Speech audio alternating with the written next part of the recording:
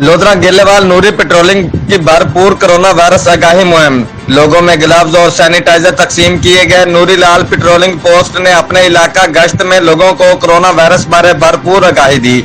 Mask और gloves sanitiser भी तकसीम किए। एडिशनल आईजी पेट्रोलिंग की हदायत पर दौरान गश्त इंचार्ज आसिफ महमूद एएसआई ने अवामुन्नास को आगाही देते हुए कहा, कोरोना वायरस के खिलाफ मुकम्मल एहतियाती तदबीर इख्तियार करके हम अपने आप को महफूज बना सकते हैं। लोगों से समाजी फासला रखें, हाथ मिलाने और गले मिलने से परहेज करें, हजूम और इज्तिमात से गुरेज करें।